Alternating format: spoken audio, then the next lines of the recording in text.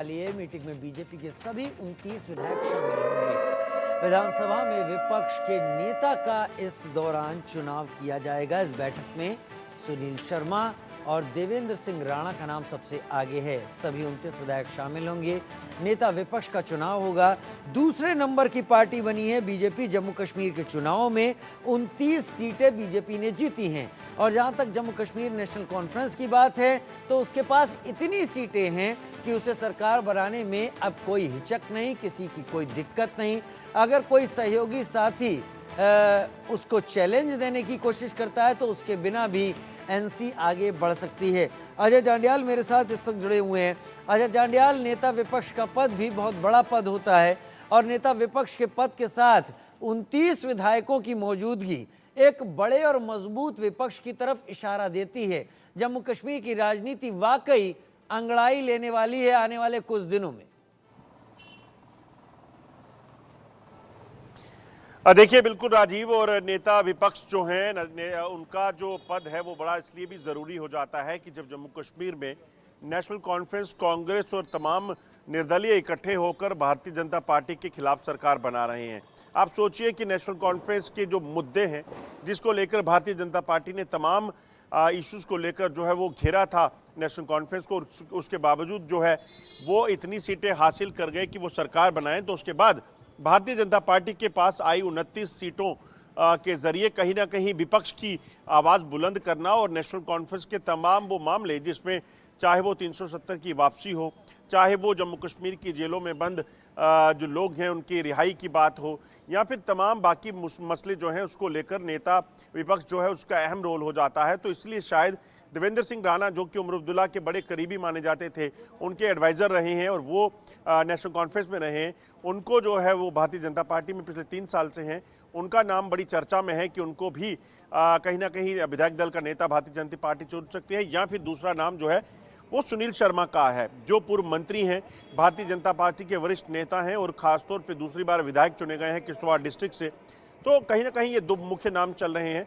और राजीव, समझने वाली बात यह है कि भारतीय जनता पार्टी को विपक्ष में बैठकर जम्मू कश्मीर में उन तमाम मुद्दों को जिसको लेकर उन्होंने जम्मू कश्मीर का मुद्दा देश भर में पहुंचाया, 370 हटाया और जम्मू कश्मीर को लेकर उन्होंने दावे किए कि ये चीज़ें जो हैं वो करेंगे, उनको किया।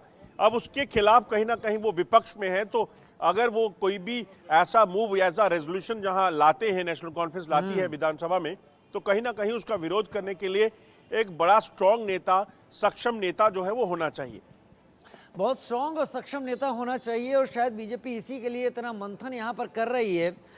लेकिन रविंदर रैना की भूमिका क्या होगी? नौशेरा से चुनाव हार गए थे, उनकी भूमिका क्या तय करेगी बीजेपी? सबसे ज्यादा मुखर नेता वही थे। देखिए बिल्कुल रविंदर रैना मुखर नेता थे, मगर अब क्योंकि अब उनका विधानसभा जो उन्होंने हारी उसके बाद कहीं ना कहीं अब उनकी जो एक ये कहा जा सकता है कि जो एक विधानसभा में पहुंचने की जो चांसेस थे वो अब ख़त्म हो चुके हैं।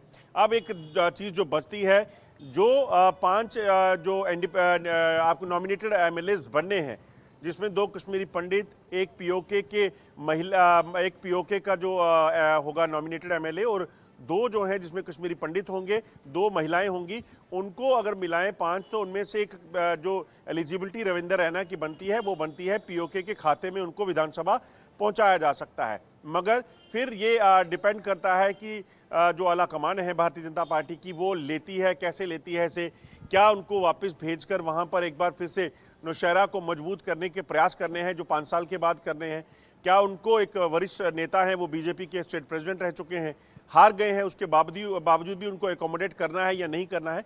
तो ये तमाम मुद्दे जो हैं वो रहने वाले हैं। मगर अभी तक, क्योंकि जब तक नॉमिनेटेड एमएलएस में इनका नाम नहीं आ जाता तब तक रविंदर रैना जो है वो बाहर रहेंगे। मगर ऐसे और कई नेता हैं जो बड़े मुखर माने जाते हैं। आपको बताऊं, देवेंद्र सिंह राणा जो हैं वो नेशनल कॉन्फ्रेंस जब पावर में थी और उमर अब्दुल्ला मुख्यमंत्री थे तब वो उनके मीडिया एडवाइजर हुआ करते थे और बड़े ही इंटेलेक्चुअल माने जाते हैं जम्मू कश्मीर में देवेंद्र सिंह राणा। और उसके साथ साथ इसी तरह से आप सुनील शर्मा की बात करें तो वरिष्ठ नेता हैं, भारतीय जनता पार्टी की आइडियोलॉजी की अहम पकड़ है, आरएसएस में के साथ लंबे समय तक काम कर चुके हैं और 2 बार विधायक रह चुके हैं। तो ऐसे में कहीं ना कहीं उनका नाम भी चर्चा में है। अब देखना होगा अगले कुछ दिनों में क्या चीज़ें साफ होती हैं। क्या चीज़ें साफ होती हैं, लेकिन ये बात तय है कि नेशनल कॉन्फ्रेंस जो अब तैयारी कर चुकी है कि बहुत जल्दी सरकार बनाएगी, तो बीजेपी भी अब उसी तरीके से अपना गियर अप कर रही है। इस मीटिंग बैठक को लेकर केंद्रीय पर्यवेक्षक के तौर पर भी क्या लोग यहाँ पर पहुँच रहे हैं? जितेंद्र सिंह बहुत एक्टिव हैं, क्या वो भी यहाँ पहुँचेंगे? देखिए, बिल्कुल सही बात है। जब तक जो कहीं ना कहीं केंद्रीय नेतृत्व जो है वो इस मीटिंग में शामिल नहीं होगा, तो ये फैसला लेना काफ़ी कहीं ना कहीं इम्पोर्टेंट फैसला है। तो ऐसे में यकीनन जो जानकारी है उसके मुताबिक केंद्र से बड़े नेता जो हैं इसमें शामिल होंगे इस फैसले के लिए, और उसके बाद इस पर जो है वो राय बनाई जाएगी। दूसरी एक अहम चीज़ और आपको बता दूं कि जम्मू कश्मीर में अगर आप देखें तो जो चुनाव हुए हैं तो उसमें कई बड़े नेता दिल्ली से जो यहाँ पर जम्मू कश्मीर में कैंप किए हुए थे, उसमें जितेंद्र सिंह का भी नाम है। उसमें आप देखें तो जी किशन रेड्डी जो कि प्रभारी थे इलेक्शन के, इसके साथ साथ अगर आप देखें तो गृह मंत्री अमित शाह ने कई जनसभाएं की हैं।